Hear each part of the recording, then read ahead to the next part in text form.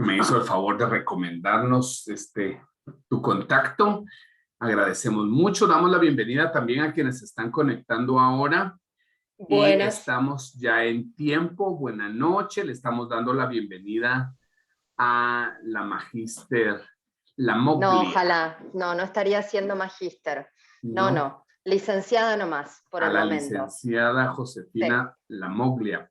No conocemos mucho de ti. ¿Nos quisieras contar un poco? Sí, por supuesto. Sí. Una de las cosas más lindas de estar acá con ustedes es que se cierra un ciclo, porque quien nos contacta, que es Ruth María Córdoba, ella estuvo con nosotros contándonos sobre el modelo AIT. Sobre AIT.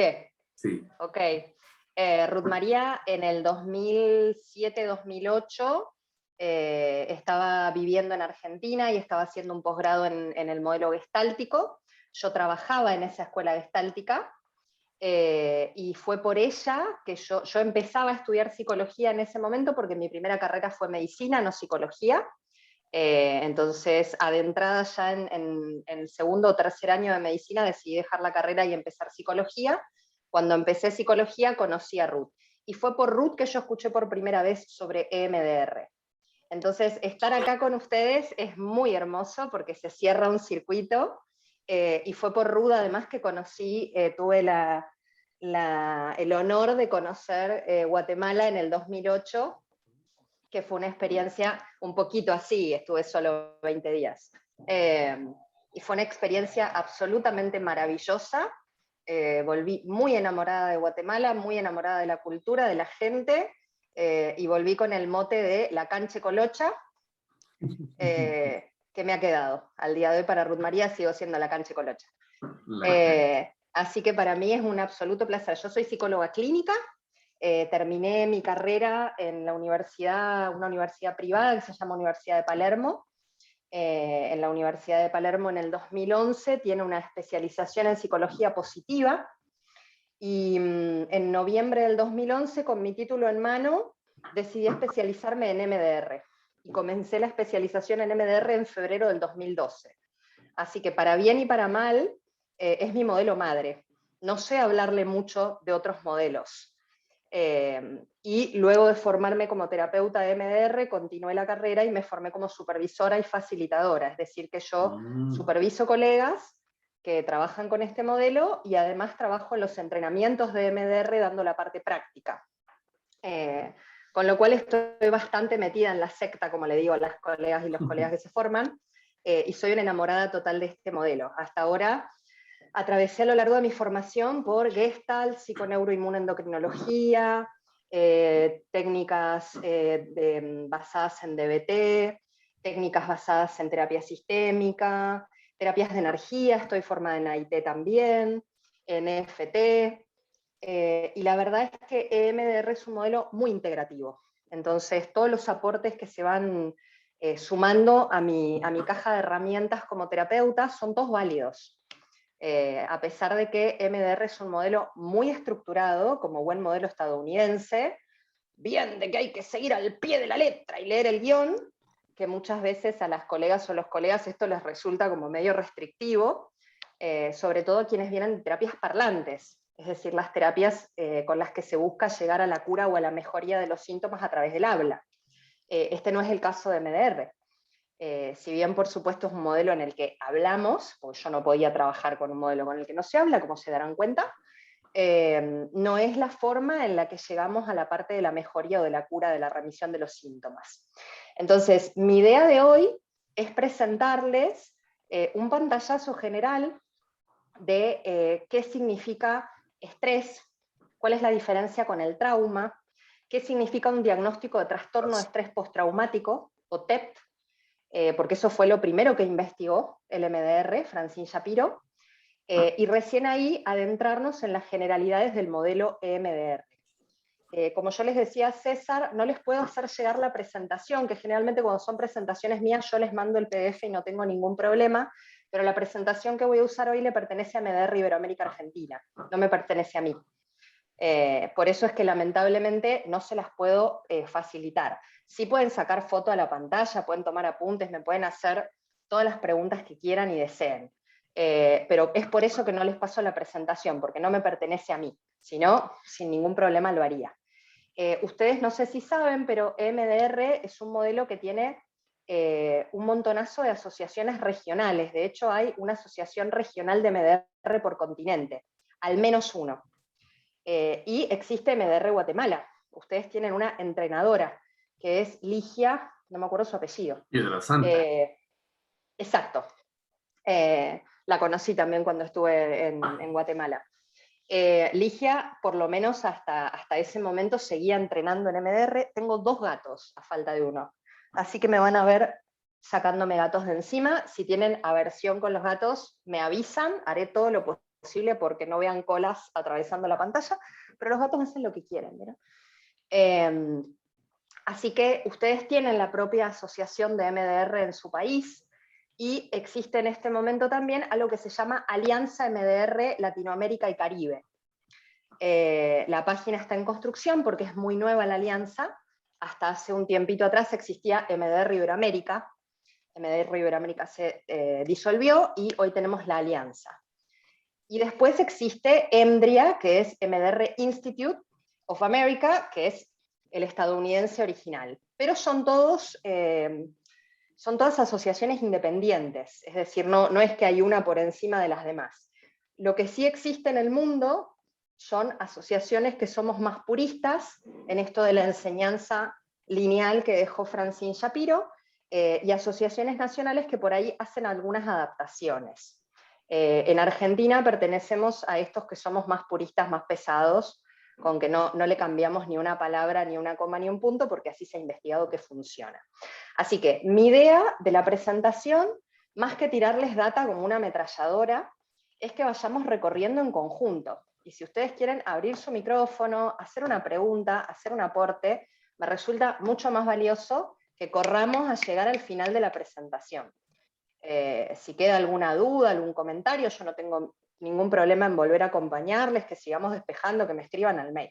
Así que no se preocupen porque va a haber un montón de oportunidades si ustedes quieren, como para sacarse todas las dudas que quieran.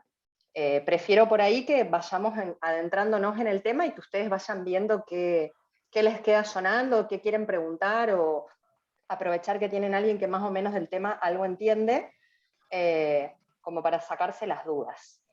César, ¿te parece que comparta la presentación? Sí, estamos entonces, jóvenes, ya iniciados en la actividad del día de hoy. Bienvenidos y bienvenidas todas y todos a la clase de hoy. Es una clase de lujo, como ya se pudieron dar cuenta, ¿verdad? Hemos leído un poquito sobre MDR, visto un poquito de videos, entonces no estamos como tan en cero, pero qué mejor que tener a alguien que enseña el modelo, que conoce los antecedentes del modelo y para aprovechar para nuestro aprendizaje, ¿verdad? Este es un grupo fantástico, José. Tienen mucha ansia de aprender. Y hermoso, y qué espero que privilegio hoy que puedan escuchar sí, de modelos modernos. sí, Está es un buenísimo. privilegio, Total. sí. Uh-huh. Son muy chulos todos, muy chulas todas, y vamos entonces a dejar ya en el uso de la palabra a la licenciada Josefina Lamoya, que desde Argentina nos viene a compartir el día de hoy. Ya nos dijo que si quieren pues hacerle preguntas durante la Sí, conferencia, pues obvio. lo hagan, y ella ya Sí, nos ha claro. dado el permiso. Sí, Entonces sí, dejamos en el absolutamente. uso de la palabra a Josefina. Bienvenida a Guatemala, aunque sea virtualmente, Una pero vez cuando más. quieras venir, ya Ya me sabes tendrán que en aquí cuerpito estamos. presente. Sí, Bueno, claro. bienvenida. Bien. Por favor. Ay, sí, qué hermoso. No me lo digan 2 o 3 veces porque me subo a un avión cuando me abran todos los aeropuertos. Bien, desde la ciudad de la furia comenzamos entonces la presentación. No se asusten donde ven que dice 56 diapositivas, tranquis, hay mucha imagen. Y de nuevo, interrumpan todo lo que quieran. Esa es la idea. Bien. Para empezar vamos a adentrarnos con el porqué de MDR Iberoamérica Argentina. Esa es la asociación nacional que me nuclea a mí como profesional de acá de Argentina. Y por debajo van a ver el logo del Instituto Argentino de MDR, que es una entidad privada. La Asociación MDR Iberoamérica Argentina es una asociación educativa sin fines de lucro. El Instituto Argentino de MDR lo dirige la licenciada Susana Bálsamo, que es de Argentina la segunda entrenadora de entrenadores. Que en Argentina son dos. La primera es María Elena Duris, que nos ha formado a todos y a todas, incluida Ligia, que está retirada, y quedó Susana. Esta presentación la armó ella. Y como yo trabajo también para el Instituto Argentino de MDR, auspiciaron ambas instituciones la charla, por eso están acá. Cuando hablamos de trauma, ¿de qué estamos hablando? Para empezar, yo trabajo con una amplia red de colegas de un montón de escuelas y modelos, lo cual creo que todas las personas debiéramos hacer porque es muy enriquecedor, y muchas veces me dicen, che, te mando a esta paciente o a este paciente porque tiene trauma. Entonces vos trabajás con el trauma y vuelve a trabajar conmigo. Y yo me río, porque todos los modelos psicoterapéuticos trabajamos con trauma. Quizás no le llamamos de esta manera, pero el trauma no es ni más ni menos que esta herida que retorna y que hace que no haya distinción entre el presente ni el futuro. Solo hay un pasado que hiere y vuelve una y otra vez. Muchos autores y autoras dicen que el trauma es un problema de la memoria. ¿Cómo identificamos una vivencia que es traumática? Las vivencias que son traumáticas, como yo les digo siempre a los pacientes y a las pacientes, son todas aquellas situaciones, personas o lugares que han resultado difíciles para vos y que cuando las evocás hoy por hoy o cuando algo te las trae, todavía genera perturbación, todavía genera un a veces es una perturbación enorme y a veces es simplemente un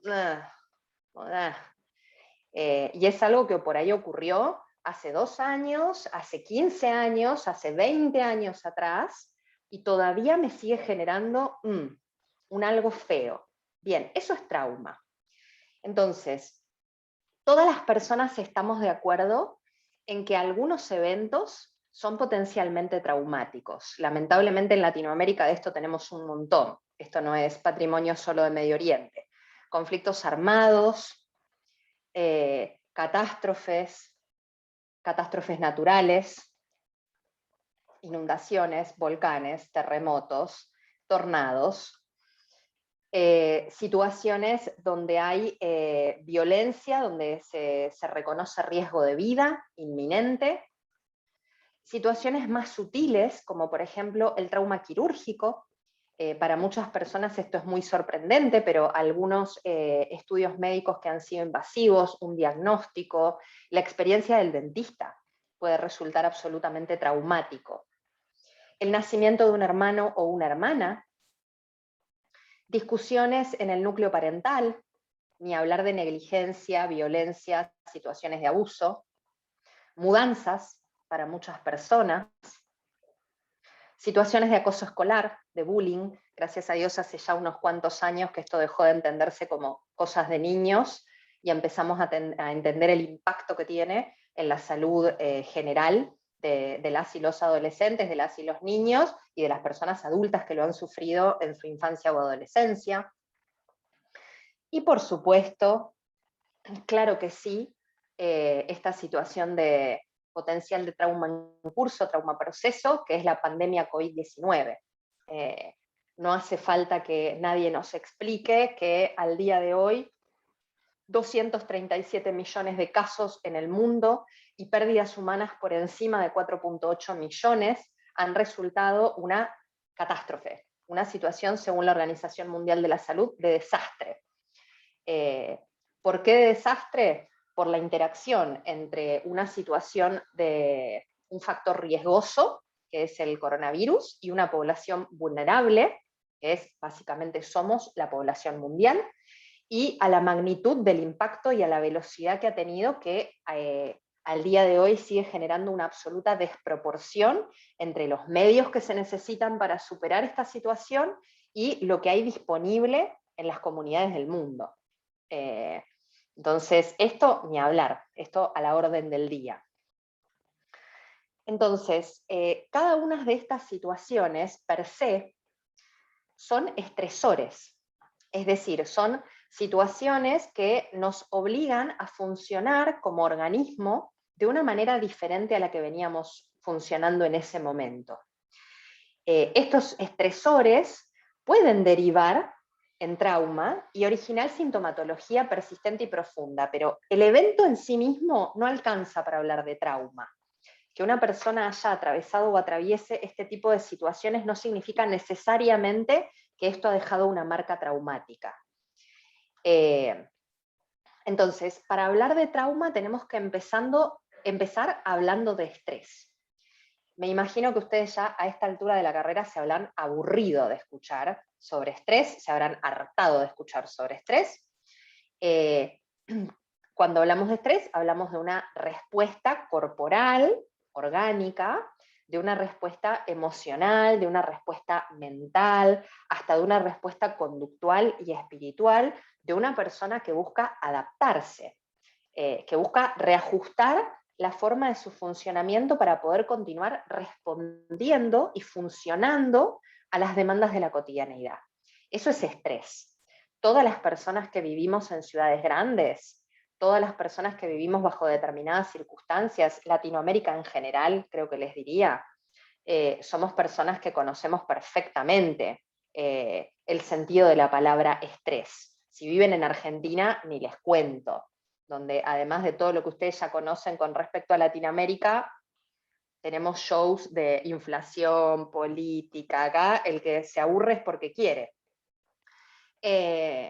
Entonces, como ustedes saben, nuestro organismo, nuestro sistema nervioso, tiene una parte que es el sistema nervioso central y tiene otra parte que es el sistema nervioso autónomo. El sistema nervioso autónomo, como bien lo dice la palabra, funciona sin que hagamos nada al respecto. Y es el que básicamente controla nuestras vísceras y nuestras funciones vitales. Entonces, a grandísimos, gigantes rasgos, podemos decir que no es exactamente así, pero a grandísimos, gigantes rasgos podemos decir que el sistema simpático básicamente es el que nos prepara para situaciones de lucha o huida. Es decir, cuando nuestro cerebro más antiguo, nuestro cerebro reptil, rápidamente mide que tenemos la posibilidad de escapar de esta situación o de ganar en esta situación. Entonces, ¿qué va a hacer? Va a preparar a todo nuestro cuerpo para correr o para luchar. Y a grandes rasgos, y no exactamente de esta manera, podemos decir que el sistema parasimpático es el que nos va a congelar. O el que nos lleva al descanso, dependiendo de cuál sea la situación. Entonces, hoy por hoy ya sabemos que ante las situaciones de estrés tenemos tres posibilidades, no dos. Una es lucha, la otra es huida y la otra es congelamiento. Entonces, nuestro sistema nervioso autónomo va a tomar la decisión por cada una de nosotras y nosotros. No lo vamos a decidir de manera consciente. Entonces, ¿qué pasa con las consecuencias del estrés? Bueno, las consecuencias del estrés tienen mucho que ver con algunas características del estresor, de la situación o del evento estresor. Esto es lo que me queda de una brutal gripe con hisopado negativo, no se preocupen. Entonces, algunas de las características del hisopado, claro, ya acá son las 22:50, sabrán entender. Algunas características de los estresores que van a dar la pauta de cuál va a ser la consecuencia o cuán intensa o grande va a ser la consecuencia, es la intensidad del estresor, la duración del estresor, la frecuencia del estresor. No es lo mismo haber nacido y habernos criado en un ambiente medianamente seguro, medianamente predecible, donde al menos tuve la oportunidad de intimidad con al menos una figura, y haber tenido un evento que haya marcado mi infancia o que haya marcado mi adolescencia o que haya marcado mi adultez, la pérdida de un ser querido significativo, una catástrofe natural, conflictos armados, una situación aislada de abuso, una mudanza, el nacimiento de un hermano, un compañero o compañera de la escuela que me maltrataba, pero con un contexto continente y que haya podido ayudarme a significar esa experiencia, que cuando de repente esta experiencia ocurrió intensamente a lo largo de toda mi infancia o adolescencia y de manera cotidiana. Entonces, eso nos va a dar muchas diferencias en cuanto a la conceptualización del caso, a cómo entendemos el caso que tenemos enfrente, y obviamente al impacto de ese estresor a mediano y largo plazo. Otra de las cosas que nos hace una enorme diferencia es, como ustedes habrán visto ya a esta altura seguramente en cognitiva, cuando vieron modelos cognitivos, el locus de control. Es decir, una persona que atravesó una situación traumática, pero tuvo la sensación de que podía ejercer algún tipo de control o de influencia sobre ese medio que estaba siendo estresante, no va a tener el mismo registro de la situación que una persona que estaba absolutamente impotente ante esa situación. Entonces, fíjense que no es lo mismo hablar de cualquier estresor. Hay que tener en cuenta estas características como para pensar en cuál puede ser la situación resultante. Entonces, estrés no es igual a trauma, para nada. Entonces, como decíamos, que es un poco, pero no del todo así. Después, si quieren, les comparto un paper muy interesante sobre la teoría polivagal de Porges.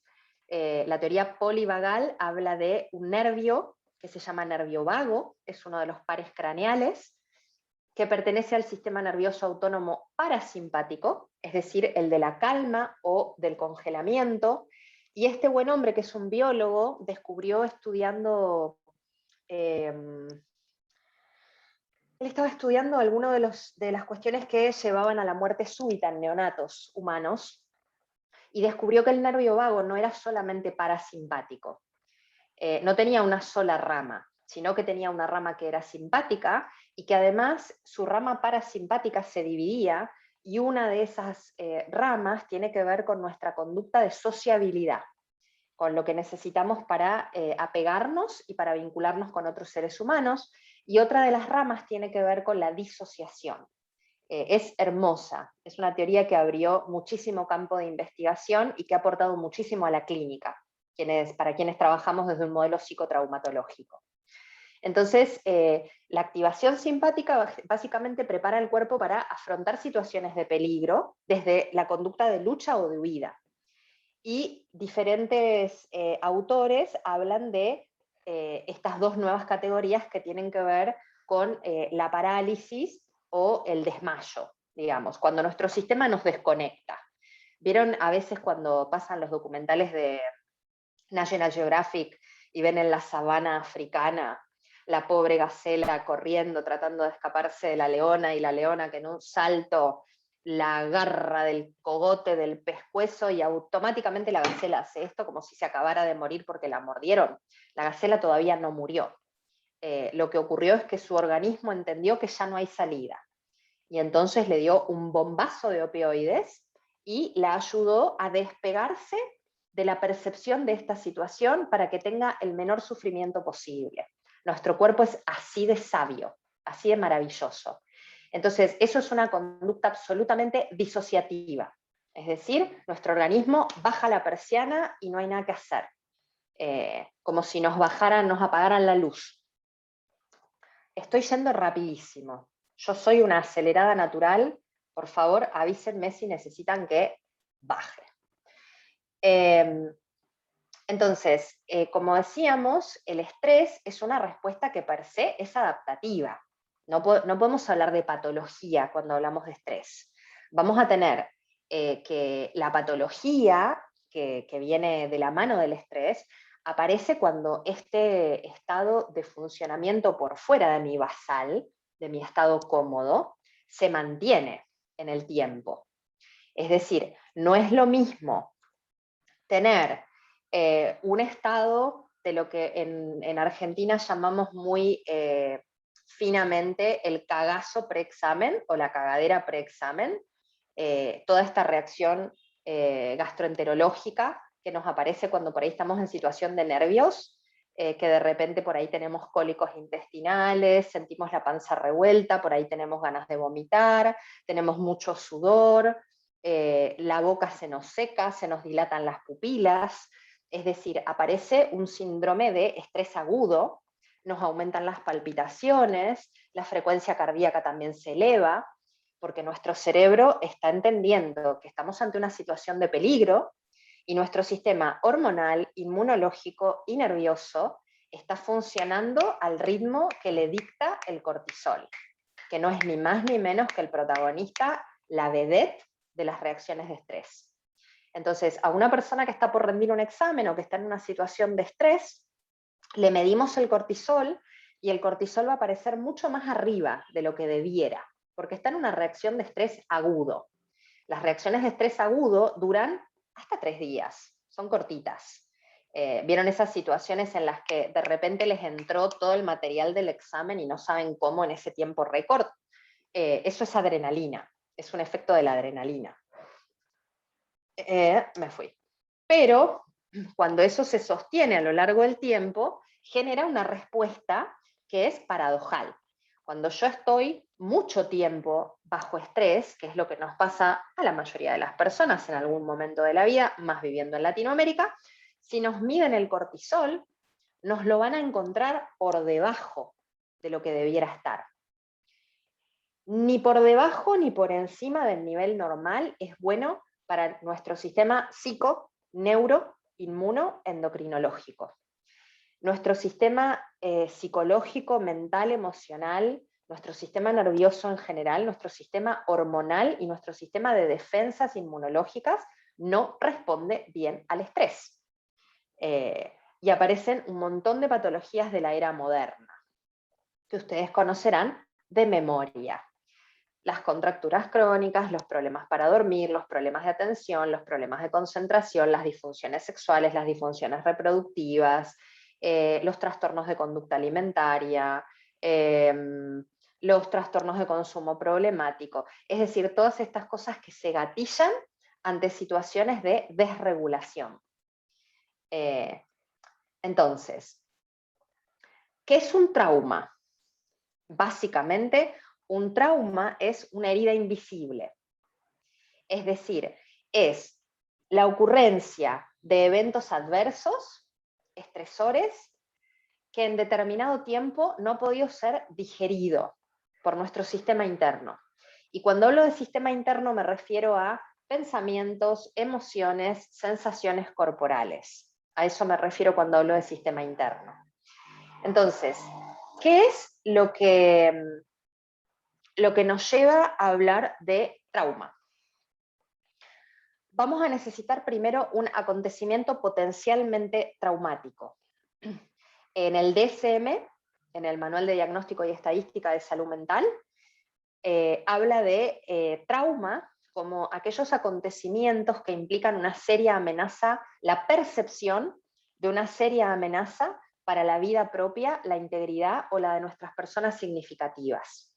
Es decir, todo lo que tenga que ver con conflictos armados, catástrofes naturales, trauma médico, situaciones de violencia, negligencia, abuso, todas esas situaciones, todos nosotros y nosotras diríamos, uy, está retraumada o está retraumado.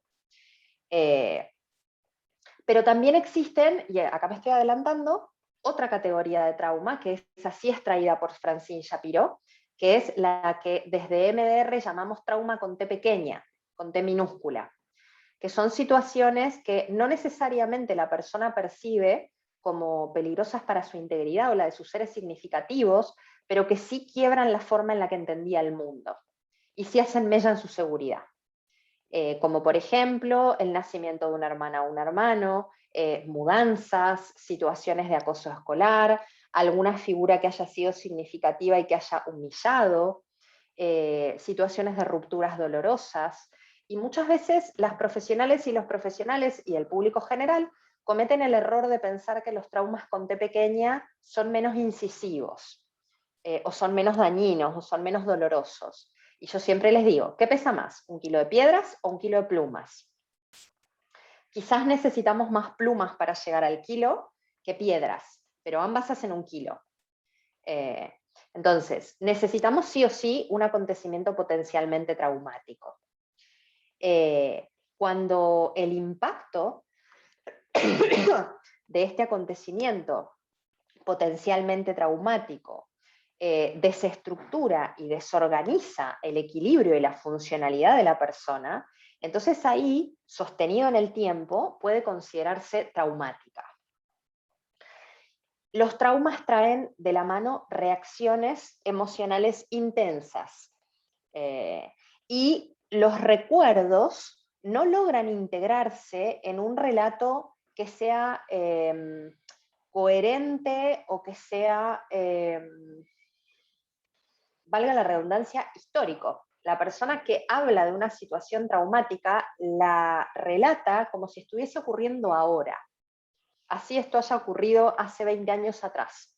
La persona conecta con esa experiencia y de repente empieza a relatarla con un tenor emocional, o con una vividez, o con una cualidad de reexperimentación, que ahí vamos a decir, esta persona conectó con un archivo que es traumático. Y acá vamos a llegar a un diagnóstico que lamentablemente está muy, valga la redundancia, subdiagnosticado, que es el trastorno de estrés postraumático. Muchas veces las personas asocian el trastorno de estrés postraumático a los soldados que vuelven de Afganistán, ¿no? Como que el TEP, el trastorno de estrés postraumático, es algo de personas que estuvieron en la guerra. Y ya. Y no necesariamente se acota ahí, ni tampoco todas las personas que estuvieron en la guerra vuelven con un trastorno de estrés postraumático. Entonces, ¿de qué hablamos cuando hablamos de un trastorno de estrés postraumático? El trastorno de estrés postraumático habla básicamente de efectos persistentes de trauma. De nuevo, el fracaso en la integración de esta experiencia a mi biografía, a mi continuidad, a mi relato coherente. Entonces, nos vamos a encontrar, como les venía diciendo, con diferentes categorías de trauma. No todos los traumas son iguales, no todos los traumas entran en la misma bolsa. Entonces, hablábamos de trauma con T mayúscula, que es el que nos describe el DSM, que es un trauma objetivable, todas las personas lo entenderíamos como potencialmente traumático. Traumas subjetivos, esto de lo que decíamos de la T pequeña. Traumas proceso. Trauma reciente es una categoría que habla de un evento que ocurrió en los últimos 90 días, es decir, que el cerebro todavía está tratando de integrar a nuestra memoria, a nuestra biografía, que todavía no está consolidado como una memoria. Un trauma único, o pacientes de trauma simple. Trauma múltiple, es decir, pacientes que a lo largo de su historia han vivido muchas cadenas de test grandes y o test pequeñas. Un trastorno de estrés postraumático, o TEP, un trastorno de estrés postraumático complejo, esto se llama DESNOS en el DSM. Estas son personas que sufren un TEP y cuando miramos en su biografía tenemos un desarrollo traumático en su historia. Esto es básicamente un llovido sobre mojado. El trauma por déficit, que esa es una inclusión del DSM-5 que hemos celebrado mucho, tiene que ver con la negligencia, con aquello que faltó en los primeros años de vida. Podemos hablar del trauma primario, trauma secundario, es decir, algo que me ocurrió a mí o algo que yo escucho a repetición, que también puede ser un trauma vicariante. Todas las personas que trabajamos con personas que están severamente traumatizadas o que asistimos a personas que asisten, tenemos el riesgo de terminar manifestando sintomatología de ese mismo trauma, porque de tanto escucharlo nuestro cerebro lo incorpora. El cerebro no distingue real de imaginario. Por eso ustedes pueden ver una película de terror y que de repente aparezca una enorme activación corporal, porque no lo distingue. O de repente leer un relato erótico y que su cuerpo responda al relato. O a un recuerdo de una situación difícil y que su cuerpo responda como si lo estuviera viviendo ahora. Entonces aquello que escuchamos también genera efectos, no es inocuo. Entonces, entre el DSM-4 y el DSM-5 aparecieron algunas diferencias en el diagnóstico del TEP que están muy buenas para observar, sobre todo las personas que trabajamos con trauma. En el DSM-4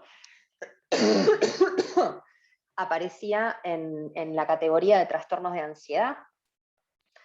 y ahora aparecen los trastornos relacionados a trauma y a factores de estrés, es una categoría mucho más específica. En el DSM-4 hacía hincapié más pesado en los síntomas de reexperimentación. En el DSM-5 aparece más marcadamente los síntomas de intrusión, como algo que sí o sí tiene que estar para que podamos hablar de un trastorno de estrés postraumático. Y cuando hablamos del diagnóstico de TEP, tenemos que evaluar alteraciones cognitivas y del estado de ánimo significativas, sintomatología disociativa, y el DSM-5 también nos trae una categoría diferencial entre el trastorno de estrés postraumático de personas menores de 6 años y mayores de 6 años. Si bien hay mucho que ajustar todavía acá, es un muy buen comienzo. Entonces, ¿a qué nos referimos con sintomatología? Esto lo tengo... ya. Claro. Con este tipo de sintomatología. Por ejemplo, aparecen imágenes o pensamientos que yo no he llamado. Aparecen directamente, sin que yo los evoque, y me cuesta controlarlos. Vuelvo a reexperimentar sensaciones, vuelven a venir los ruidos, los olores de ese evento traumático. Mi cuerpo responde a eso que me aparece, cambia mi temperatura corporal, aparece taquicardia, aparecen temblores, se me paran los pelitos del cuerpo, hay piloerección, aparece mayor ansiedad. De repente la persona se ve activada por imágenes de la televisión o del cine o alguna foto que evoque a algo similar a esto. Aparecen síntomas evitativos, es decir, la persona, para reducir o tratar de eliminar la aparición de esta sintomatología invasiva, empieza a tener conductas evitativas.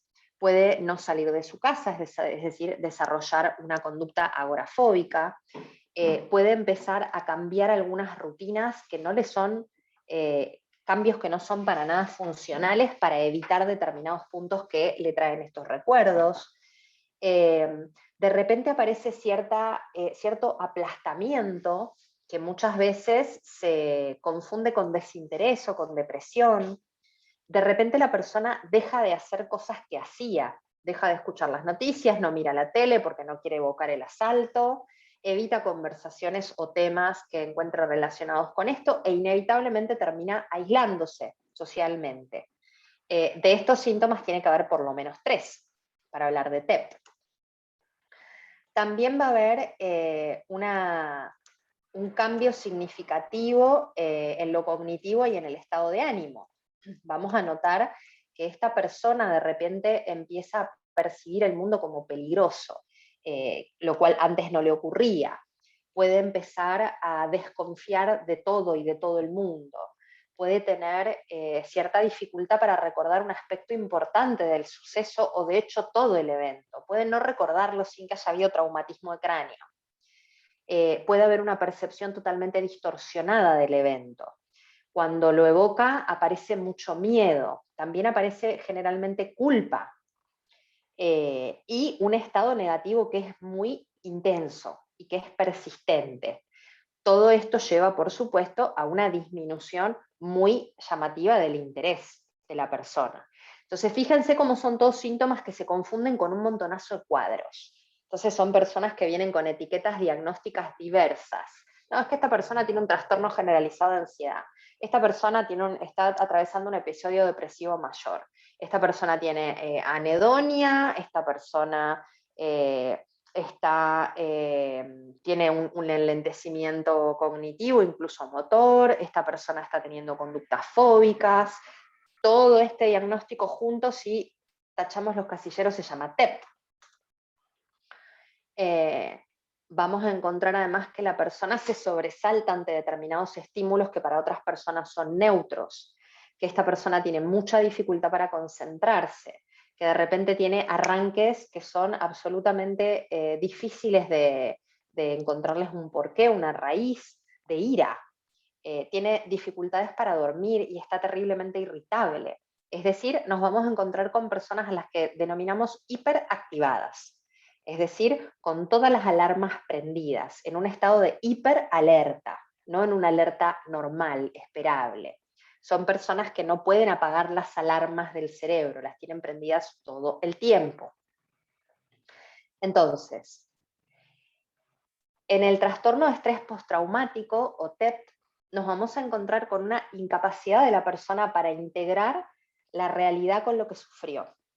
El evento está fragmentado, aparece a través de pensamientos intrusivos, aparece a través de flashbacks, por momentos esta sensación de que estoy de nuevo ahí, volver a revivir esto que me ocurrió, aparece a través de imágenes, comportamientos, sentimientos, estados emocionales. Y, por supuesto, todo esto altera la interacción de esta persona con sus relaciones interpersonales. Con lo cual la persona por H o por B, por todos los costados termina aislada. Los recuerdos del trauma no son integrados, no son aceptados como parte del pasado. A veces sí lo son de manera verbal. La persona puede decirte, sí, a mí me pasó esto, o lo otro, o lo de más allá, pero no me pasa nada con eso. No hay ninguna resonancia afectiva, pero de repente cuando está hablando de eso le empiezan a dar ganas de vomitar. Y la persona no une las dos cosas. Es decir, hay un corte acá, ¿no? entre lo que ocurre acá y lo que ocurre de la cabeza para abajo. Entonces, hay muchas formas de entender la disociación. La disociación tiene un continuo. No solamente hablamos de disociación cuando hablamos de trastorno de identidad disociativa. Ese es un extremo del espectro de diagnóstico. Pero acá, de este lado, tenemos la disociación que todas las personas utilizamos en nuestra diaria. Ustedes pueden tener una pelea importantísima con su pareja y de repente se van a trabajar o se van a estudiar, ponen un paréntesis ahí, no lo tienen en mente durante un par de horas, pueden conectar con esto otro y esto ni se les viene, y en ese momento este contenido está disociado, es decir, está guardadito en un cajón. Lo esperable es que cuando yo deje de tener que tener mi atención puesta acá, esta información vuelva a la mesa y yo pueda hacer algo con esto y de alguna manera integrarlo en mi biografía. Pero a veces esto que está acá es tan intenso y nuestro sistema interno sabe que si agarra esto, explota como Chernobyl el sistema. Entonces, ¿qué hace? Tuc, tuc, lo pone en una burbujita, lo cierra, lo mete en una caja fuerte, la cierra con una combinación, arriba le monta un cuadro, arriba le monta una planta, y ahí nos queda, ahí atrás guardado. Entonces, dentro del continuo disociativo tenemos un montonazo de diagnósticos, pero sí o sí tenemos que tener sintomatología disociativa cuando hablamos de TEP. Muchas veces tiene que ver con amnesias disociativas, muchas veces tiene que ver con despersonalización, es decir, esto que les puede haber pasado nos pasa a muchísimos seres humanos, a mí me ha pasado en estado de absoluta sobriedad, en momentos de mucho estrés, esta sensación de separarse del cuerpo, como que de repente se ven desde arriba, o se ven desde el costado, o se ven desde afuera, esto se llama despersonalización, no están locas ni locos, nadie los va a internar, es una forma más en la que nuestro sistema lidia con el estrés, y también la desrealización. Este es un gato tratando de, hey, ¿puedes no romperme la camisa? Gracias. La desrealización es esta sensación que ustedes pueden haber tenido también en algún momento de mucho estrés, de esto lo estoy soñando o es real, esto está ocurriendo, esto ocurrió, y cuando nos quedamos girando en falso, en eso de, pero ¿qué es esto? ¿Qué está pasando? ¿Esto es real? Entonces, estas son algunas muestras. Que esto nos ocurra alguna vez, nos haya ocurrido en algún momento de mucho estrés, no significa que tengamos un trastorno disociativo. Vieron que estudiamos psicología y nos empezamos a encontrar en todas las patologías. No se enganchen de estas. Y si les ocurrió bajo consumo, tampoco. Simplemente tengan cuidado, porque lo que detona bajo consumo no necesariamente se va. Así que, ojo, nadie sabe qué tenemos en el ADN y qué nos salta en la ruleta. Entonces, como vamos notando, como irán notando, los efectos del trauma no son solamente mentales a nivel de los pensamientos, aparecen a nivel del cuerpo, aparecen a nivel de las emociones, aparecen en la conducta, aparecen en nuestros vínculos interpersonales, aparecen en nuestro funcionamiento social e incluso aparecen en nuestra experiencia espiritual. Así de profundo y jodido es el trauma. Entonces, cuando le decimos a una persona, superalo, ya fue, ponele onda, sepamos que claramente todas las personas queremos estar libres de sufrimiento, queremos tener paz y queremos ser felices. Si no nos está ocurriendo es porque evidentemente tenemos una piedra en el zapato o un montón. Entonces, hasta acá. Quienes no se hayan dormido y quienes no hayan cursado una ACV por el acelere al que les he sometido. Dudas, consultas, comentarios, antes de que avancemos un poco, mientras yo me drogo con sustancias de consumo legal. Cafeína, gente, momento, soy una ¿no? señora. Bien. ¿Alguna o alguno tiene algún comentario, pregunta, duda? Aprovechen ahora que vuelvo a poner primera y no me callo más. Mentira. Sí me callo, pero no por voluntad propia, me la tendré que interrumpir. Yo sí tengo una pregunta. Perdón, licenciado, Diga. no sé si va a hablar. Ay, por favor, vamos. Va, es que usted mencionaba, ¿verdad? Que en sí como que esta disociación y despersonalización tiende a surgir en momentos como de estrés, ¿verdad? Y creo que es como bastante natural el escuchar que hay víctimas de X o Y suceso que definitivamente no están ahí, ¿verdad? Pero, ¿qué pasa cuando ya esta disociación y despersonalización llega a ser constante y no necesariamente en esos escenarios de estrés? O sea, Bien. ¿igual es como una consecuencia o ya es algo A eso le completamente diferente? llamamos disociación estructural. La disociación estructural aparece en la base misma de la personalidad. Por ejemplo, en un trastorno límite de la personalidad, por ejemplo, en una personalidad esquizotípica muchas veces, pero a ver, cuando hablamos de la disociación en la estructura de la persona, estamos hablando de pacientes que han tenido traumatización temprana. Es decir, pacientes que mientras se estaba formando esa estructura, tenían un bombardeo constante y sonante sobre su sistema.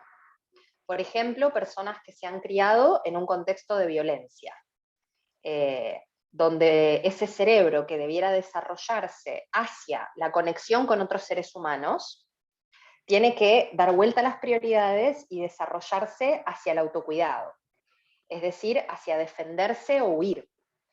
Y muchas veces esa persona, esa niñito o esa niñita, esa criatura, encuentra como victimaria o victimario a la misma figura de la cual quiere apegarse. Entonces, persona que cría o personas que crían, de repente son peligrosas para esa criatura, pero son lo que tiene.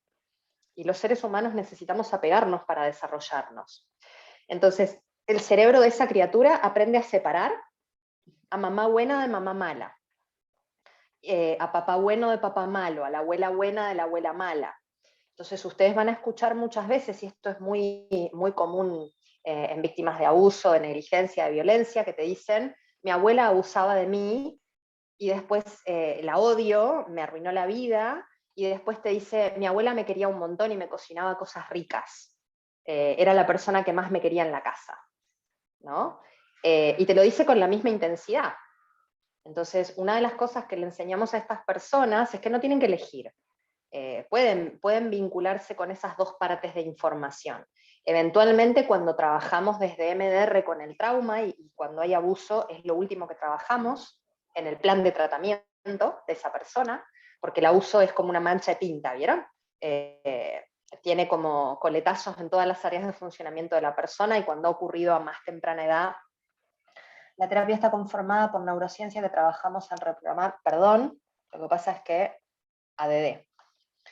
La terapia está conformada por neurociencia, ya que trabajamos con reprogramar el cerebro al trabajar con los traumas pequeños, por decir, hasta inconscientes. Mi pregunta es, ¿qué otra escuela podría conformar el tipo de terapia que se maneja para trabajar con el inconsciente? Bueno, a ver, ¿es un modelo neurocientífico MDR? Sí, es un modelo neurocientífico. Ahora vamos a ver por qué. No es un modelo que hable de la palabra inconsciente. inconsciente es una palabra que viene del modelo psicoanalítico, no está dentro del léxico de lo que tiene que ver con el modelo MDR. En el modelo MDR podemos hablar de trauma preverbal o de contenido preverbal, es decir, todo eso que ha ocurrido antes de que el cerebro tuviera armado el circuito de lo parlante, es decir, todo lo que ocurre antes de determinada edad, y también podemos hablar de contenido no accesible a la conciencia, porque de repente yo tengo una sensación, siempre les doy el mismo ejemplo porque a mí me resulta como muy claro. Vieron que de repente habrán conocido a algún ser humano, seguro que ninguna ni ninguno de ustedes, pero habrán conocido a algún ser humano que se haya agarrado una bruta borrachera alguna vez, bruta. Ninguno de ustedes, obviamente. Toda gente de bien que no bebe. No, por supuesto que no. Eso no ocurre en este grupo. No ocurre en Guatemala, no ocurre. Jamás, Digamos, jamás. La gente no se emborracha. Pero la gente que sí se emborracha, gente del mal que va por el camino de la oscuridad, siempre ha tenido alguna experiencia que se alejó del redil del Señor, ha tenido alguna experiencia con alguna bebida seguramente muy dulce y muy barata, que eran las que consumía la gente que se aleja del redil del Señor en su pobre adolescencia, cuando junta la moneda para emborracharse. Entonces, en Argentina hay una bebida inmundísima que se llama, con el Fernet, no, el Fernet sale caro, mi cielo, el Fernet no es barato. Nos emborrachábamos con cosas más baratas las personas que nos emborrachábamos en la juventud y nos salíamos del redil. Existe algo inmundo que se llama gancia, que es un aperitivo muy dulce, muy muy dulce, y que se combina con Sprite o alguna bebida barata de lima limón, que se te sube a la cabeza en 5 segundos. Mi primera borrachera fue con una piña colada caliente, pero creo que mi segunda borrachera fue con gancia, y ahí paré, porque sabia. Al día de hoy yo veo una etiqueta de gancia, y mi reacción es esta. Es una reacción de mi cuerpo. Mi cuerpo responde automáticamente eso. ¿Por qué? Porque el asco es una emoción que nos indica eso es potencialmente peligroso. Entonces, cuando aparece asco, es porque hay algún contenido guardado ahí atrás de mi propia experiencia o un input de mi especie que me indica, ojo que esto es peligroso. Y no necesariamente yo tenga el recuerdo consciente de en qué momento esto me resultó peligroso, pero mi cuerpo sabe. Es como, me da mucho asco verlo, no lo puedo oler y jamás en mi vida lo volví a tocar. Se imaginarán. Entonces, esa es un ejemplo muy, muy accesible de algo que no necesariamente tiene palabras, pero que está ahí, guardado en algún lado. Y mi cuerpo me está indicando algo al respecto de eso. Entonces, ¿qué otros modelos trabajan con aquello que está ahí atrás? Desde lo parlante, muchos. Desde lo parlante, muchos modelos trabajan con el pasado vinculado al presente. Lo que tiene de diferente MDR es que no trabajamos con lo parlante, sino que a través de lo parlante lo que buscamos es encontrar en el cerebro diferentes áreas donde la información de ese trauma se guardó disfuncionalmente para que el cerebro la pueda digerir. A partir de ahí vamos a utilizar algo que se llama estimulación bilateral, que ahora se los voy a contar. Así que tu pregunta se termina de responder en breve. Te prometo que no colgué, pero te adelantaste. ¿Alguna otra duda antes de que vuelva a poner la presentación? Bien. Gracias, licenciada. Bien. Entonces, vamos a presentar a la genia de Francine, que era quien sabía de esto en serio. Entonces, esta genia que ven en pantalla era Francine Shapiro. Lamentablemente, Francine Shapiro falleció en el año 2019, en junio, una pérdida tremenda para el mundo de la ciencia. Falleció de cáncer, que paradojalmente fue lo que la llevó a desarrollar el modelo MDR. Su primer diagnóstico de cáncer apareció a finales de los años 70. y ella era doctorada en letras, estudiaba literatura inglesa, hizo una producción hermosa, investigación, y una producción hermosa en cuanto a literatura, porque vieron que hay gente que tiene ese don, que de repente encuentra algo, investiga y produce maravillas.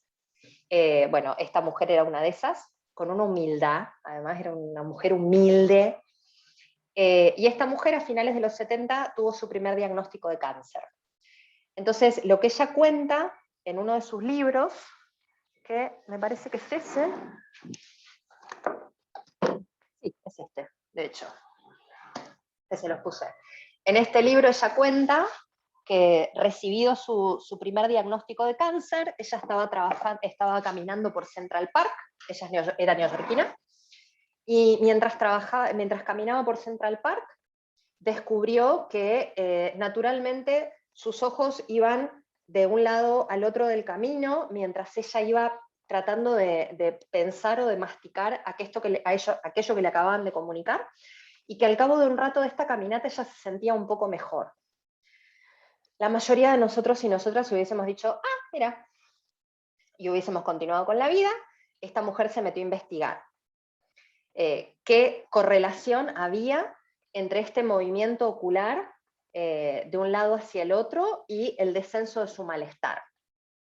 Y así es como ella llega en el año 87 a formar el primer grupo con el que iba a trabajar, con el modelo que en ese momento se llamaba EMD, es decir, en ese momento era terapia de desensibilización a través de movimiento ocular, no de reprocesamiento, y se pone a investigar con un grupo de veteranos de guerra, con un grupo de personas sobrevivientes de violencia doméstica y un grupo de personas que habían sobrevivido a catástrofes naturales, y se pone a trabajar con el primer modelo de protocolo que ella hizo para este modelo.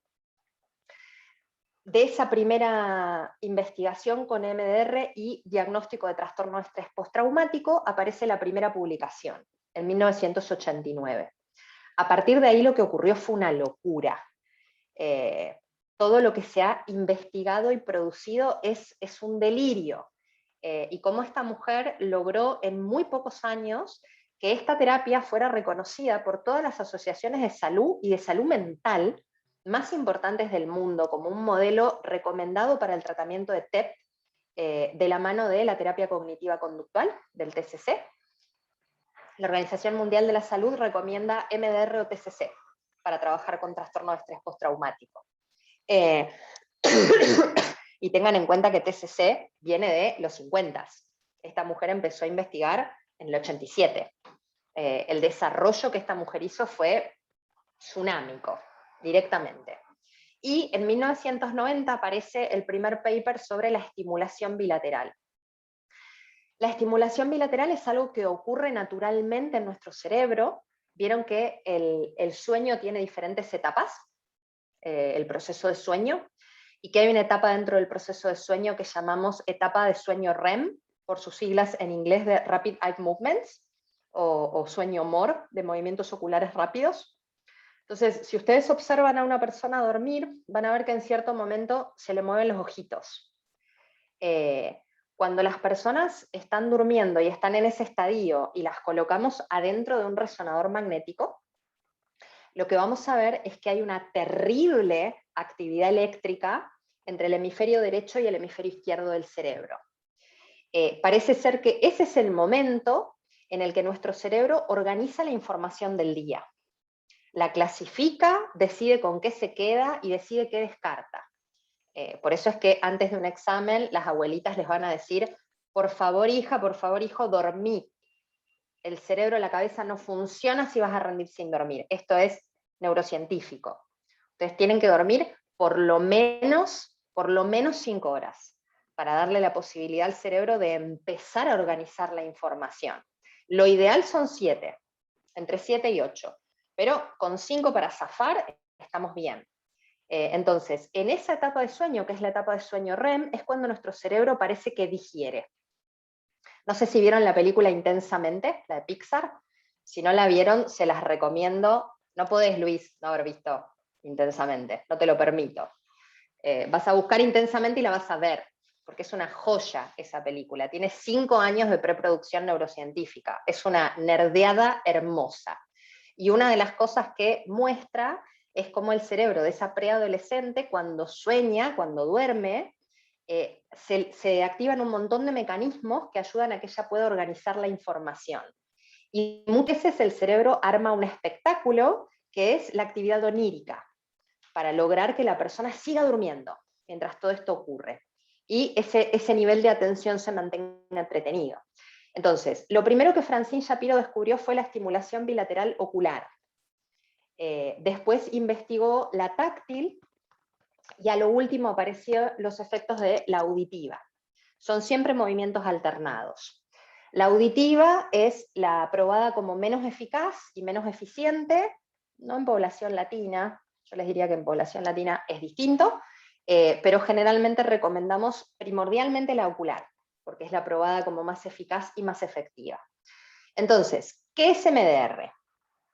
Y esto es una corrección con la que me pongo insoportable con las colegas y los colegas que se están formando.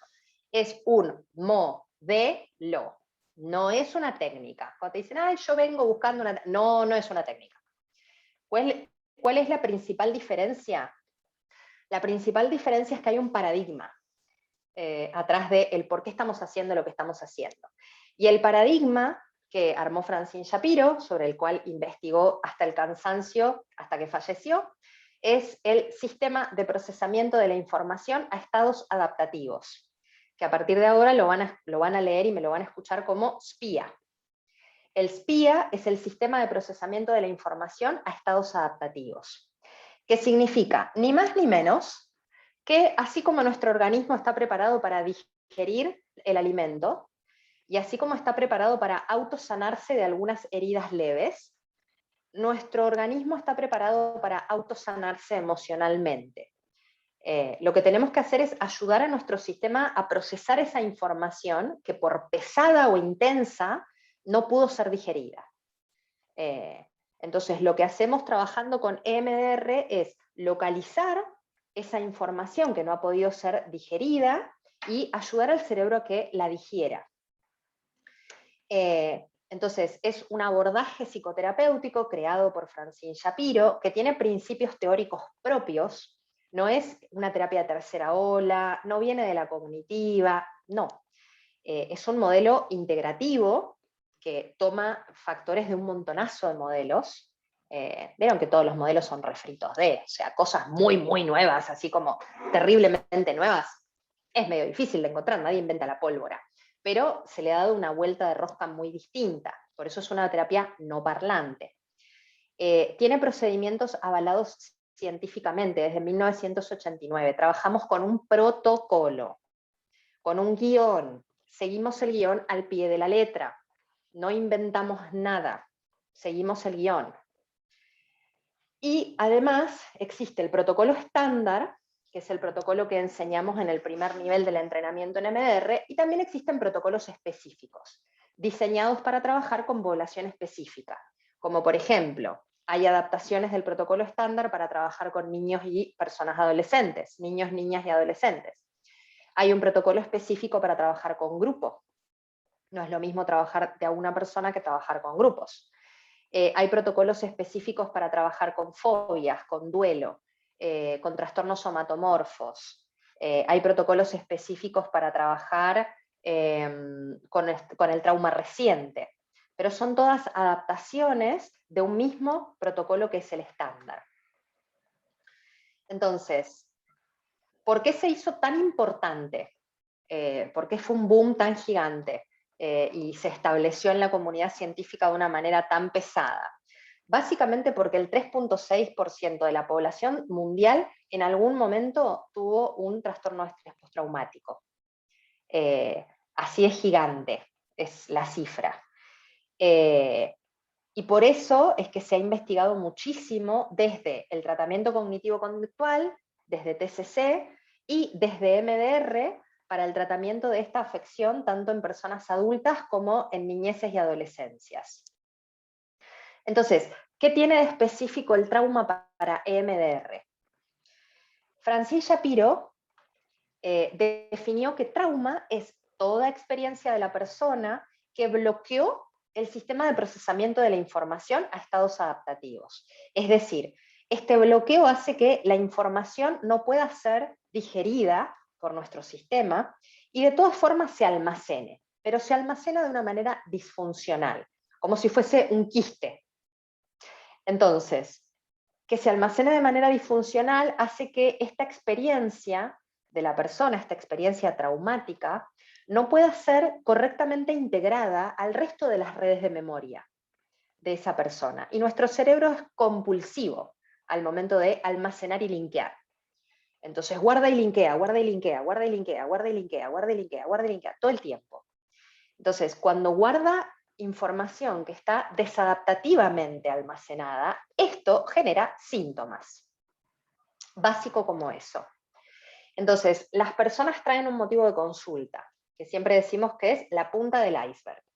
Yo vengo porque hay algo en el vínculo con esta persona que a mí me detona y no tiene ninguna lógica y me avergüenza, pero no lo puedo evitar, y la odio y es mi jefa, pero la verdad que me está trayendo muchísimos problemas y ni siquiera es tan mala mina, pero no la puedo ni ver, no la tolero, es algo a nivel piel. Entonces, esta persona trae algo que llamamos disparador, es decir, trae una experiencia que es neutra, o que debiera generar una perturbación mínima, y que a esta persona le está trayendo un nivel de perturbación gigante. Ahí ya hablemos trauma. Cuando el río suena, agua trae. Es decir, cuando la persona está funcionando con una reacción exacerbada que le está trayendo sufrimiento, ahí atrás pasa algo. Entonces, mediante el uso del protocolo, vamos ayudando a la persona a pescar en qué momento de la vida esto se empezó a establecer de esta manera. Y vamos hacia atrás. Entonces, no quiero esto acá.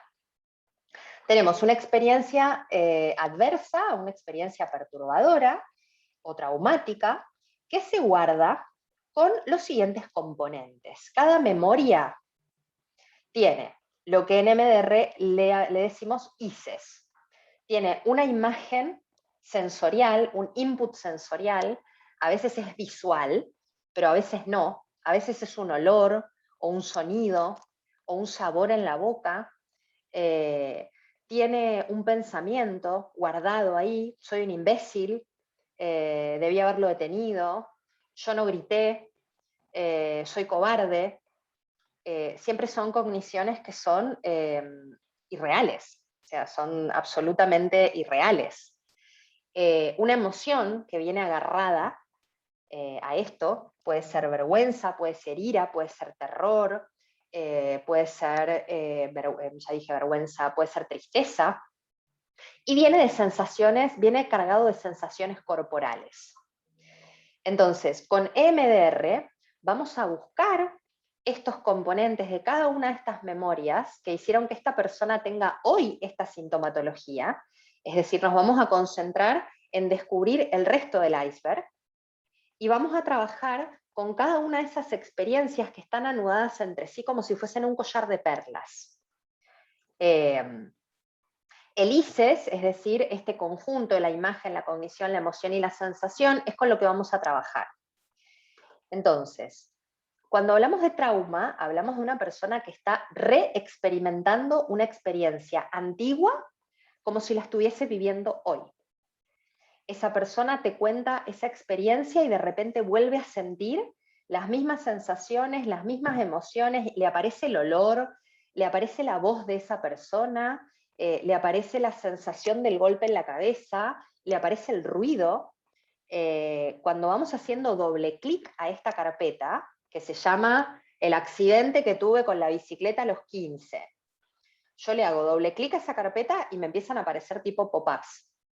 Imágenes, pensamientos, emociones, sensaciones corporales, aparecen como popcorn, ¿no? Van saltando así de una manera que no lo estamos controlando ni evocando conscientemente, sino que ocurre.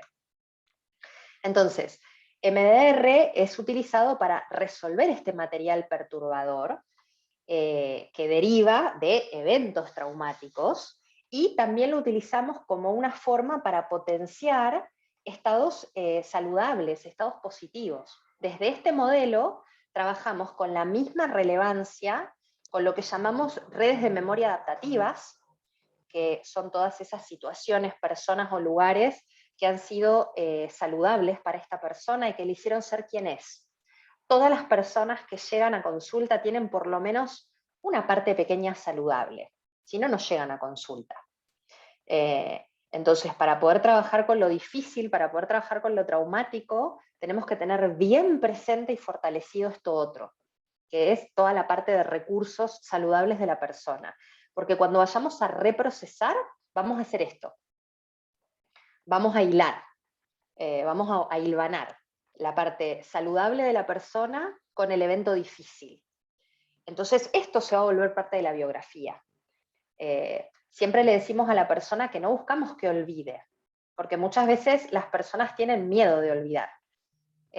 No le decimos que no estamos buscando que olvide, que lo que estamos buscando es que pueda evocar eso que ocurrió, incluso como un evento difícil, como un evento traumático, pero que no le genere nada ahora. Yo siempre les doy el ejemplo en los entrenamientos y les digo que yo me recuerdo fantásticamente cuando a mis 14 años Patricio Reguera me rompió el corazón en 18 pedazos, el idiota, y cómo lloré como una Magdalena, y escuché desde Pink Floyd, Nirvana, pasando por Luis Miguel y el Unplugged de Shakira, porque adolescente, y lloré durante meses con eso, y hoy lo recuerdo y me genera mucha ternura. No me genera nada negativo. Me dan ganas de agarrar a ese adolescente y decirle, amor, qué bajón lo que te está pasando, llora tranquila, el pendejo es un idiota, te aseguro que vas a sacar algún aprendizaje de esto y vas a estar bien, pero llora todo lo que necesites. Entonces la verdad es que yo veo a ese adolescente y me da mucha ternura. No me genera ni vergüenza, ni tristeza, ni culpa, ni enojo, porque fue una situación muy difícil que no está impresa como traumática, que quedó almacenada de manera funcional. ¿Por qué? Porque fue un evento muy difícil, muy disruptivo, pero tuve una buena red. Entonces yo tenía buenos recursos internos y además tenía una buena red de amistades, tenía a mis hermanas mayores, que supieron aconsejarme, que me supieron acompañar, tenía espacios de descarga física, practicaba deporte, pude resignificar la experiencia, y el idiota me quiso besar a los 17 y lo saqué volando. Eso ayudó bastante también. Fue una experiencia bastante reparadora. Pero esta experiencia quedó guardada de manera funcional, no como traumática.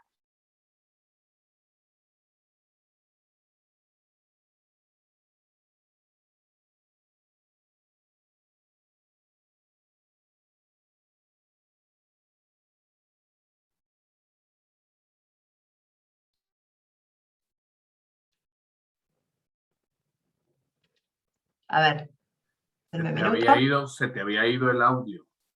Sí, Ahí estamos. ahí voy. Okay.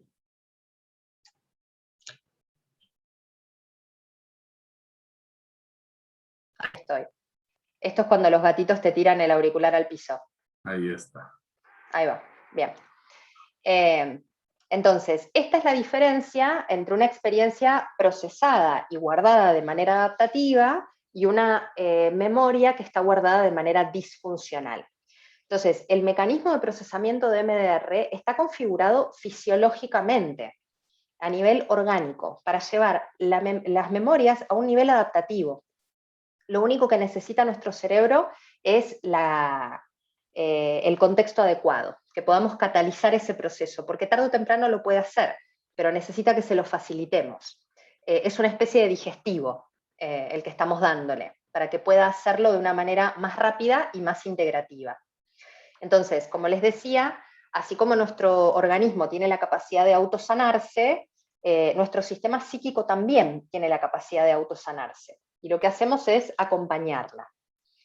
Entonces, lo que la doctora Shapiro decía es que cuando alguien experimenta un trauma psicológico, esto genera un desequilibrio en nuestro sistema nervioso y en nuestro sistema de procesamiento de la información, se ve incapacitado de funcionar de manera óptima, y la información que se adquiere durante el momento del suceso traumático, imágenes, sonidos, sensaciones, sentimientos, emociones, se mantiene neurológicamente en un estado perturbado.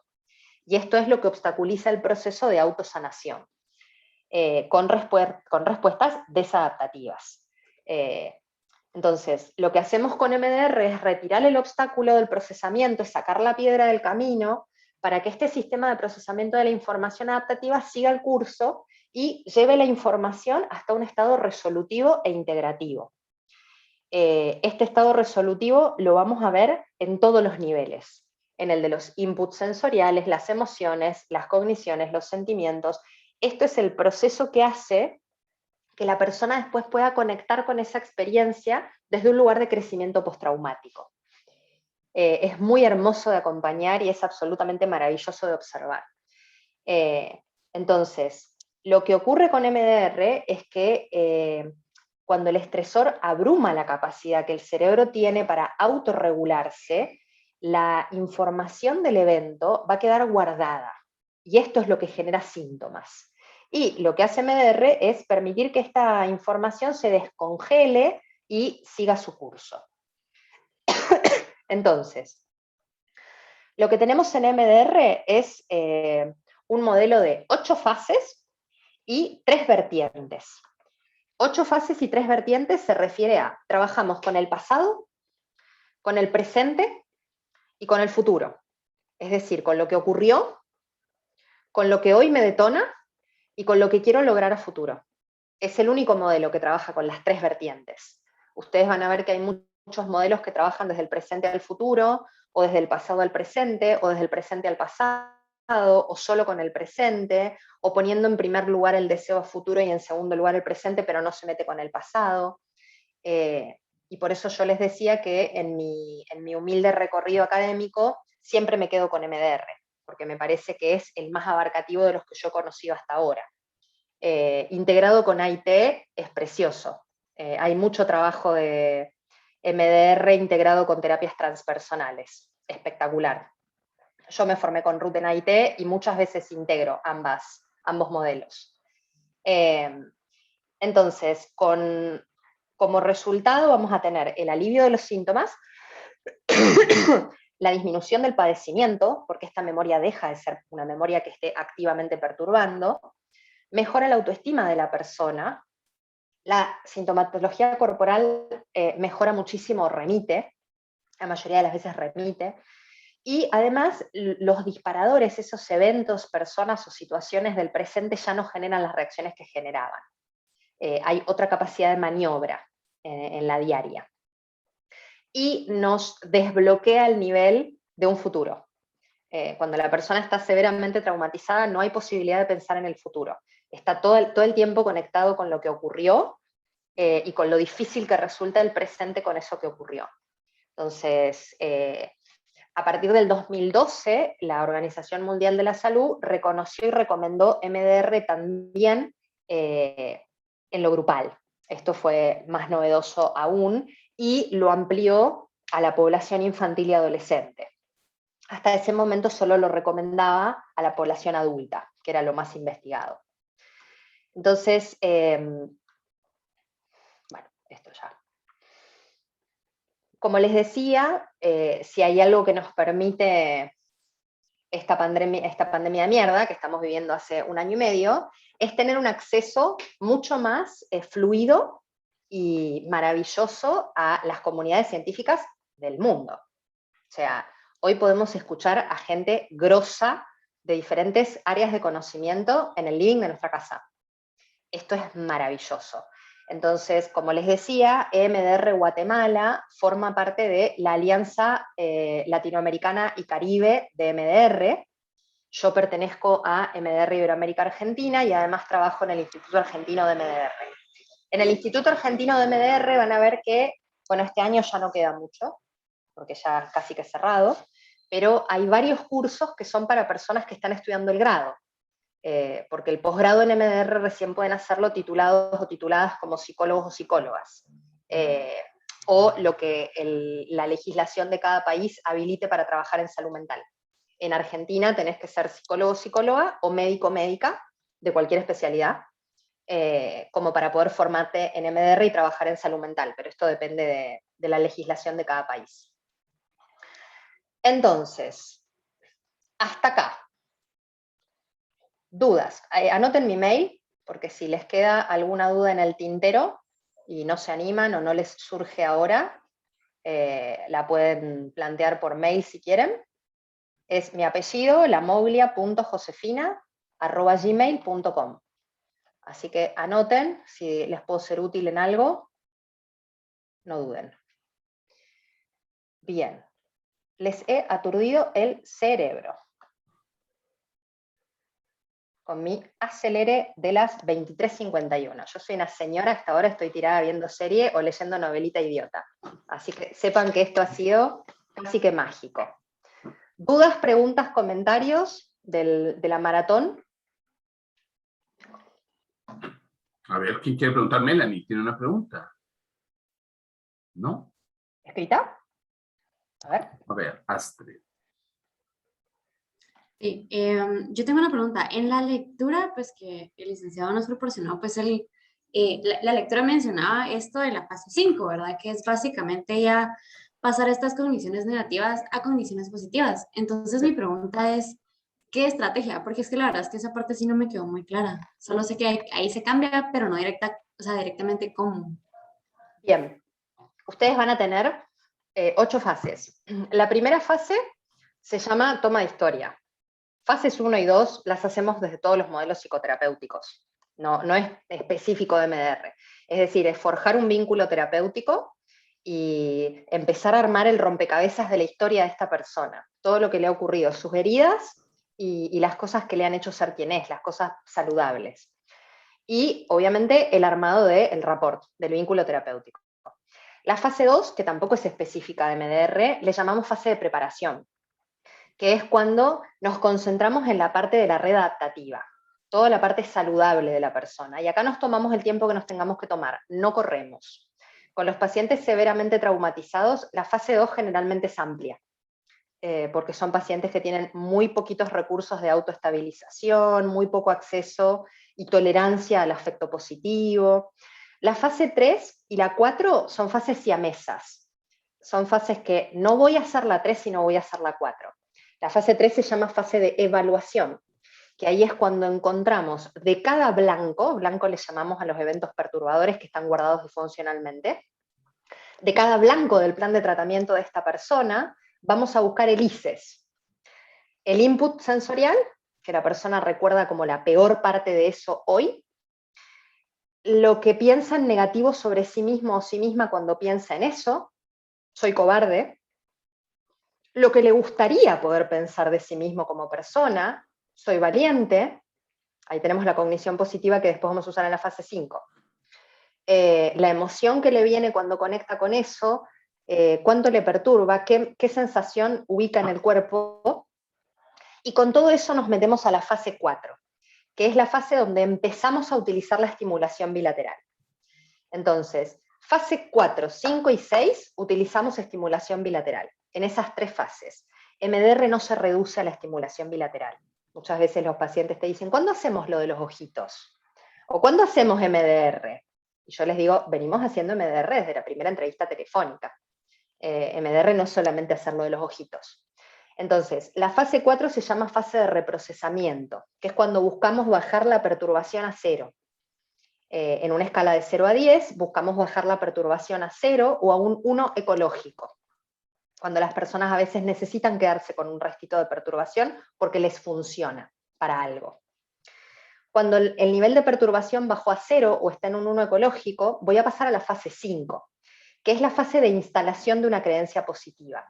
Es decir, le cambiamos la etiqueta al recuerdo. El recuerdo estaba guardado con soy un imbécil o soy cobarde, y de repente aparece la etiqueta de hice lo mejor que pude. O aparece la etiqueta de eso ya pasó. Entonces, la fase 5 termina cuando esa cognición positiva, en una escala de 1 a 7, donde 1 es completamente falsa y 7 es completamente verdadera, la persona la siente, no la piensa, la siente completamente verdadera. O un 6 ecológico. Y después vamos a pasar a la fase 6, que es la de chequeo del cuerpo. Porque como les decía, muchas veces nos queda información traumática guardada en el cuerpo que no tiene palabras. Pero yo sé que cuando pienso en eso me da un dolor acá. O cuando pienso en eso se me revuelve la panza. O cuando pienso en eso me da una puntada en el hombro. Entonces, en la fase 6 yo continúo hasta que el chequeo corporal me da libre de perturbación. Hasta que el cuerpo ya lo digirió. Voy a pasar a la fase 7, que es la fase de cierre de la sesión, donde yo le explico a la persona por qué estamos cerrando y dónde vamos a cerrar, porque no es que hacemos todas estas fases en una sesión, mis amores, no es así. Entonces le explicamos a la persona por qué cerramos en ese momento, nos estamos quedando sin tiempo, hiciste un muy buen trabajo, qué aprendiste hoy de vos como persona, qué te llevas en limpio de la sesión de hoy, y podemos compartir. Porque hasta ahí, entre las fases 3 a las 7, tanto terapeuta como paciente tuvo una mordaza. Es decir, no dialogamos ahí. Tenemos feedbacks muy cortitos y muy específicos, porque si nos ponemos a dialogar, el cerebro empieza a funcionar desde corteza parlante. Se va, se desconecta. Entonces, yo no dejo que la persona dialogue. Pero en la fase 7, después del cierre, sí. Porque esa persona ha estado de paseo por el tren fantasma por su historia. Y por ahí necesita compartirlo, hacer un cierre. Y después de toda sesión de reprocesamiento, la sesión siguiente vamos a hacer la fase 8, que es la de reevaluación. Una vez que reprocesamos, a la sesión siguiente vamos a chequear cómo está la persona con respecto a lo que trabajamos hoy. Porque hay algo que les decimos en el cierre, que se los leemos, que es el reprocesamiento que hemos realizado hoy durante la semana puede continuar. Puede que usted note nuevos pensamientos, nuevos insights, puede que note algún cambio en la forma en la que usted reacciona al tema que lo trajo a terapia, puede que incluso sueñe algo que usted encuentre relacionado con esto. Si esto ocurre, por favor tome nota y vamos a poder trabajar sobre este material la sesión siguiente. Y si lo necesita, me llama. Todo esto es un guión que leemos en el protocolo. Entonces, la fase 5 es la que trabajamos después de que ya no perturba, o perturba a nivel ecológico, para cambiarle la etiqueta a este recuerdo. Toda esta explicación de 20 horas para responder a tu pregunta. ¿Queda claro, Astrid? Sí, gracias. Bien. Hubo una mano que evidentemente se detonó. No, pero había otra antes de Luis que se le debe haber detonado el hombro, se luxó. ¿Qué Luis sería? ¿No? No me acuerdo quién era, pero hubo alguien que se luxó el hombro y se dio por vencida. No se rindan, puede ser traumatizante. Natalie. Si se rinden. Natalie, ¿eras vos? Sí, era yo, licenciada. Dale. Perdón, Luis, ya estamos con vos. Sí.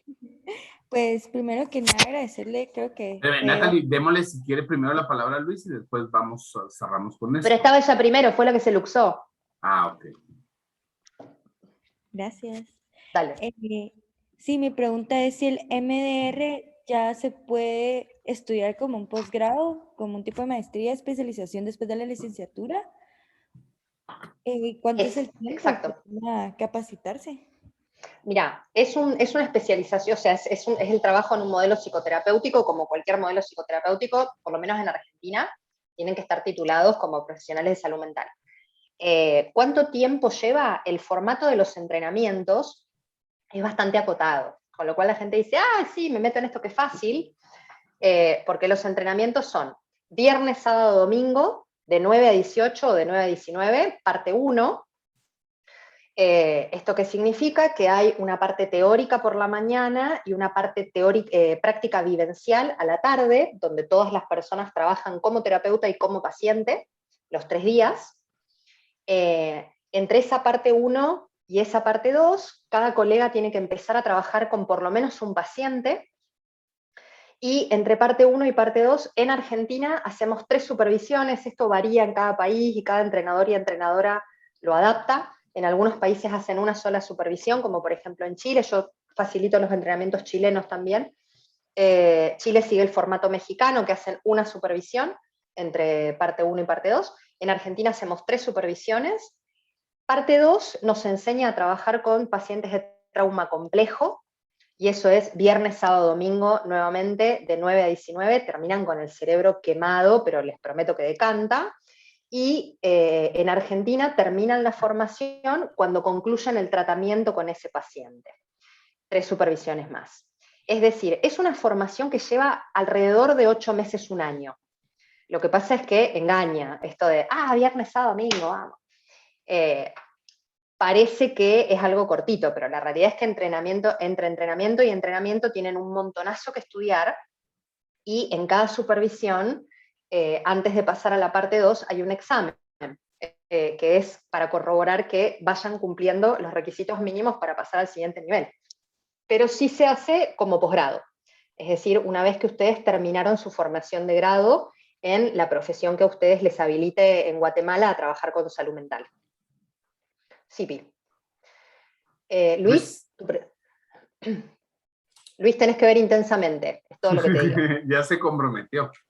Bien. Sí, hoy después de clase la veo cuando terminemos. Muy bien, me parece bárbaro. Sí, es que mi pregunta es con relación a la fase 6. Tengo entendido que esto del como el escáner corporal, si en algún momento se siente en cualquier parte del cuerpo una incomodidad o alguna Perturbación. perturbante, se regresa a hacer una nueva serie de estímulos bilaterales alternados. ¿Eso quiere decir que regresamos a la fase 4 y volvemos desde la fase 4 a hacer las 5 y las 6? No, puede ser, pero no necesariamente. Si lo único que aparece es una sensación perturbadora, me aparece un nudo en la garganta. Lo que le decimos es, observalo, y hacemos estimulación X cantidad de tiempo. Cuando paramos, respira profundo, ¿cómo está esa sensación ahora? Y vamos a trabajar con todas las sensaciones que aparezcan, todas las sensaciones que el cerebro tenga asociado a ese evento perturbador con el que estuvimos trabajando. A veces tenemos que volver fases para atrás. Por ejemplo, ¿cuándo?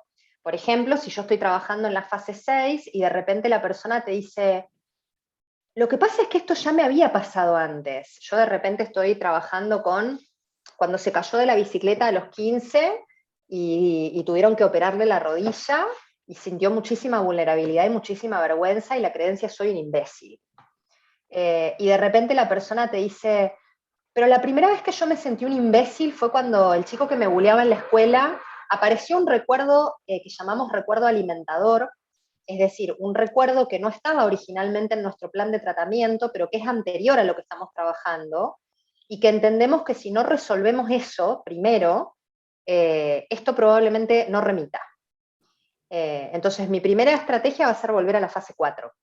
Y desde ahí decirle seguí con eso y ver si solamente con dándole entidad puede reprocesarlo. Y si no lo reprocesa, entonces tengo que agarrar ese evento aparte y abrir un nuevo blanco, fase 3 en adelante. Es muy poco frecuente. Pero generalmente, cuando llegamos a la fase 6, ya solo trabajamos con lo corporal. Ya no aparecen nuevos pensamientos, nuevos links. Todo eso ya se resolvió en la fase 4, generalmente. De todas formas, hay reprocesamiento, es decir, hay digestión de información perturbadora en la fase 4, 5 y 6. Hay reprocesamiento en esas 3 fases. Entonces puede ocurrir que esto pase, que de repente haga falta volver a una anterior, pero se vuelve, no pasa nada. No es que el paciente está haciendo nada malo, ni que uno lo está haciendo mal porque es un terapeuta inexperto. No, es el cerebro. Algo que tiene MDR que a mí me gusta muchísimo, que lo decía María Elena Duris, que fue nuestra formadora, es MDR es un modelo que no es apto para terapeutas narcisistas. Nosotros acá no tenemos el control, no somos sujetos de supuesto saber y no la tenemos más clara que el paciente. Nadie sabe más que el paciente y es el paciente quien tiene el control del proceso todo el tiempo. Si el paciente hace la señal de pare, estemos donde estemos, vamos a parar, porque la persona nos está indicando que hasta acá y que necesita algo para poder volver a estabilizarse o para poder continuar con el proceso. Entonces, siempre seguimos al paciente, siempre. Y muchas veces, yo incluso esta semana reprocesé con una paciente un evento a ciegas. Esta paciente me dijo, tuve una cita de Tinder, me pasó algo horrible, no quiero hablar de eso. Y estaba con una cantidad de sintomatología brutal. Entonces yo con ella trabajé el protocolo de trauma reciente sin que ella me dijera nada. Vengo trabajando con ella hace un par de años. La conozco mucho, tenemos muy buen vínculo terapéutico. Entonces yo le decía, ¿tenés la imagen más perturbadora? Sí. ¿Tenés esa creencia que te aparece negativa sobre vos misma? Sí. Ella nunca me dijo nada. A mí lo único que me importó es que cuando llegamos a la fase 6 me dijo, mi cuerpo está tranquilo. No me importaba nada más. Entonces, esta cosa curiosa que a veces tenemos los terapeutas de que queremos ir a rascar la pared donde la pintura está saltada para ir a ver qué hay atrás, esta cosa más morbosa, no, en MDR no hace falta. Y eso es muy liberador para el paciente, la paciente y también para la terapeuta o el terapeuta. Me fui por las ramas, no me preguntaste eso, pero ¿responde a tu pregunta sobre fase 6? Bien. Sí, muchas gracias. Perdón por la hora, yo me voy por las ramas habitualmente. ¿Hay alguna otra pregunta, comentario, duda? ¿No? Bueno, entonces dejamos a Natalia. Ya saben, los demás escribimos presente, su nombre y presente para la asistencia. Bien, Natalia. Tienen mi mail, de todas formas. Bien. Hola, buenas noches. Buenas y santas. Buenas noches aquí. Pues, primero que todo, como ya le dijeron, muchísimas gracias por tomarse el tiempo y pues también por la diferencia de horarios, también muchísimas gracias por eso, por hacer un espacio para nosotros y enseñarnos realmente todo, porque pues, o sea, sí leímos y todo lo que le comentaba a mis compañeros del documento que hemos estado leyendo esta semana. Pero realmente esto pues nos cambió también un poco la perspectiva, ¿verdad? Porque en los libros obviamente es como todo lo teórico y es así como, bueno, ya no entendí nada, pero ahorita entendí, o sea, todo lo vimos desde una perspectiva así totalmente diferente y muchísimo mejor, así que pues muchísimas gracias por eso. Y es por eso que los alumnos de Escuelas de Psicología 3 de la Universidad Rafael Landívar le otorgan el presente agradecimiento a la licenciada Josefina por compartir desde Argentina sus conocimientos sobre el modelo de sensibilización y reprocesamiento por movimiento ocular, EMDR. Muchísimas gracias. Hermoso, muchísimas gracias. Me lo mandan, me imagino, por WhatsApp, por Facebook. Sí, yo te lo mando. Hermoso, muchísimas gracias, les agradezco un montón. Le voy a mandar a César. César, muchísimas gracias por la invitación. Se lo voy a hacer extensivo a Ruth María también.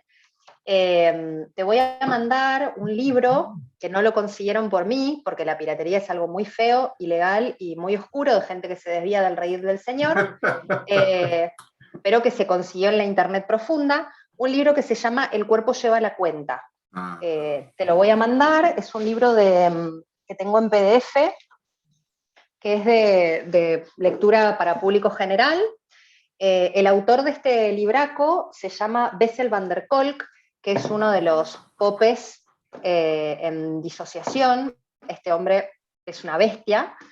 Y este libro, El cuerpo lleva la cuenta, explica de manera hermosa para todas las personas, como si tuviésemos 4 años, cómo se genera un trauma y cómo el trauma impacta en todas las áreas de la vida de la persona. Y al final habla un poco sobre MDR. Bessel van der Kolk es uno de los de la mesa chica del MDR, de los primeros que se formó, y él tiene The Body Keeps the Score. Esto es una web de él. Si usan Instagram o Facebook, no creo que tenga TikTok, The Body Keeps the Score, pero sí tiene Facebook y sí tiene Instagram, y siempre hay unas publicaciones increíbles, muy interesantes, con respecto a psicotraumatología. Muchas gracias. Y también existe la ISSTD, que es la Organización Internacional de Trauma y Disociación, que no está asociada con MDR, pero son personas y escuelas que estudian sobre trauma y disociación. Es decir, MDR es una escuela psicotraumatológica, pero no es el psicotrauma. Psicotrauma es una cosa aparte. Entonces, esto es un hermoso compendio de psicotrauma, muy accesible y muy maravilloso para leer. Así que te lo voy a pasar Muchas ahora gracias. por WhatsApp, César, y después vos te encargarás de hacerlo llegar conseguido en la internet profunda. Yo sé, en la Bien. deep. Miren, conectemos la cámara para sacarnos una foto con la licenciada Josefina, ¿les parece? Para que nos quede ahí en la memoria. Todavía no estoy amarilla de nuevo. No, todavía no. Aprovechemos. Vamos a tomar dos, porque estamos como en dos. A ver, en dos Gisela, pantallas. Sofía, Wendy, Falabella. Hay gente que tiene mucha fobia a las Sí, con mis fotos, alumnos pero hoy y alumnas de puede. la Facu también. Bueno, vamos a sacar la primera, solo que se metió aquí un aviso. Ahí estamos, a ver, sonrían. Ahora vamos a sacar la otra, permítanme. Bien espontáneo. ¡Cling! Así como, en efecto Botox. Permítanme, ahora sacamos la siguiente. Ahí estamos. A ver, aquí no sale Wendy, no está Franco, Emily Flores. A ver, conéctense. Solo para la foto. Vamos a ver.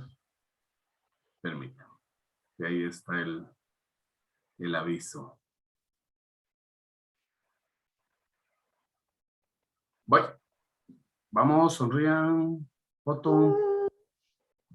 Ahí estamos. Muy bien. Muchas Muchísimas gracias. gracias. Quedamos muy agradecidos.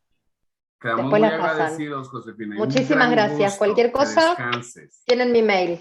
Que Cuídense descanses, mucho, que estés bien. descansen. Gracias, licenciada. Buenas noches, gracias. Feliz noche. Adiós. Feliz licenciada. noche. Gracias, feliz noche. Bueno, chicos, espero que hayan aprendido, que les haya gustado. Nos vemos el jueves. Que tengan... Licenciada. Gracias, licenciado. Buenas Feliz noches, noche. licenciado. Gracias. ¿Qué manda? ¿Qué manda? Mire, pues, le pregunté, pero no me contestó que para qué hora es el video. Ah, es para hoy.